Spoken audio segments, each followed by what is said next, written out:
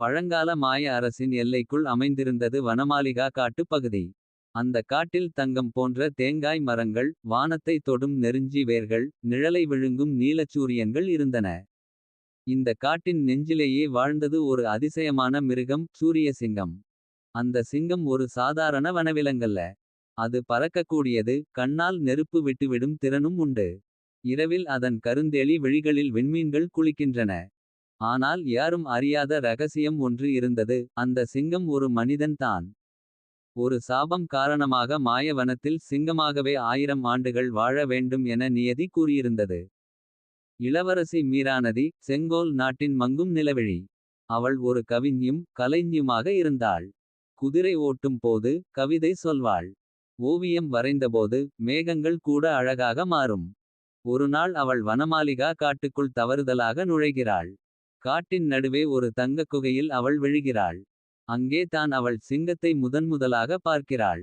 ஆனால் அந்த மிருகம் தன்னை தாக்காமல் மெதுவாக அவளுக்கு அருகில் வந்து.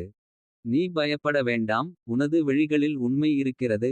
என மனித குரலில் பேசுகிறது. மீரானதிக்கு அதிர்ச்சி. நீ பேசுகிறாய். ஆம். ஆனால் என்னுடைய சாபம் காரணமாக உன்னிடம் உண்மையை கூற முடியாது. என அந்த சிங்கம் கண்ணீரோடு கூறுகிறது. மீரா சிங்கத்துடன் நாட்களை கழிக்கத் தொடங்குகிறாள். அவள் தன்னுடைய கவிதைகளை கூறுகிறாள். சிங்கம் வானத்தில் பறந்து காட்டுகிறான். இருவரும் சின்ன சின்ன நகைச்சுவைகளுடன் வாழ்கின்றனர். மெதுவாக அந்த உணர்வு ஒரு இனிய காதலாக மாறுகிறது. இரவில் நிலவு சிங்கத்தின் மேனியில் சாய. மீரா தன்னிடம் கேட்கிறாள். நீ ஒரு மனிதனாக இருந்தால் நான் உன்னை காதலித்திருப்பேனா. நீ இப்போது காதலிக்கிறாய், அது போதுமானது. என சிங்கம் மென்மையாக கூறுகிறான்.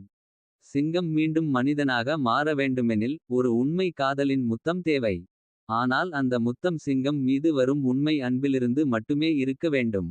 மாயவனத்தின் குருதி குகையில் அந்த முத்தம் நடந்தால் தான் சாபம் நீங்கும். மீரா அதன் உண்மை காதலை உணர்ந்த பிறகு அவனை குருதி குகைக்கு அழைத்துச் செல்கிறாள். சிங்கம் அருகே வர அவள் தன் விழிகளை மூடி தனது இதயத்துடன் ஒரு முத்தம் கொடுக்கிறாள்.